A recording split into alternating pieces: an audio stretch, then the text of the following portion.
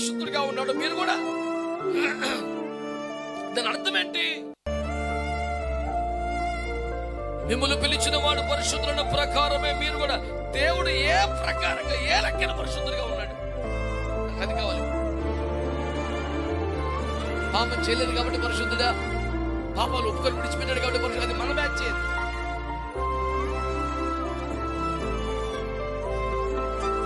ఒక మాట తీవ్రంగా మీ దృష్టికి తేవాలని నేను ఎంతగానో రేపబడుతూ ఉన్నాను బిడ్డలారా. బైబిల్ గ్రంథంలో ఎందరో పరిశుద్ధులు ఉన్నారు. పరలోకంలో దేవదూతలు కూడా పరిశుద్ధులుగా ఉన్నారు. వారికి దేవునికి ఏంటి తేడా? వాళ్ళందరూ మహిమ లోకములో ఉన్నారు, తేజోవాసులుగా ఉన్నారు, పరిశుద్ధులుగా ఉంటున్నారు.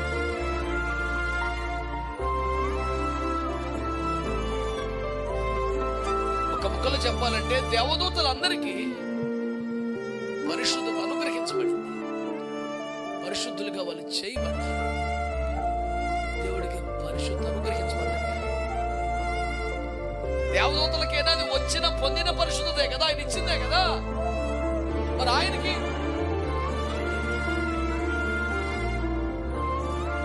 బైబిల్ ఉన్న భక్తుల్లాగా మీరు పరిశుద్ధులైన అనలేదే, దేవదూతల్లాగా పరిశుద్ధులు. ఆయన ఎలాగో పరిశుద్ధుడు, మీరును ఇప్పుడు ఆయన ఎలాగో పరిశుద్ధుడు. పరిశుద్ధ పరచబడినందుకు పరిశుద్ధుడు కాదు, పరిశుద్ధత ఆపాదించబడినందుకు పరిశుద్ధుడు కాదు, పాపము చేయలేదు కాబట్టి పరిశుద్ధుడు కాదు, శుద్ధీకరింపబడ్డాడు కాబట్టి పరిశుద్ధుడు కాదు. ప్రభు నాతో మాట్లాడిన మాట చెప్పనా? ఈ మాట చెబుతుండగా నాకు ఎంతో దుఃఖం. ఎందుకంటే మొన్నటి దినం ప్రభువును సంధించు.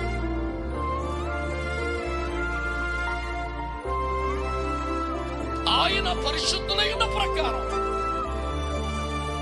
ఆయన పరిశుద్ధ పరచబడినందుకు పరిశుద్ధుడు కాదు, కడగబడినందుకు పరిశుద్ధుడు కాదు, అది ఆయనకు ఆపాదించబడ్డ పరిశుద్ధత కాదు.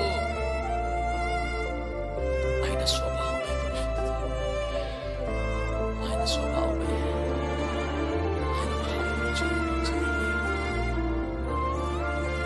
మనం దేవుని భయంతో పాపం చేయట్లేదు.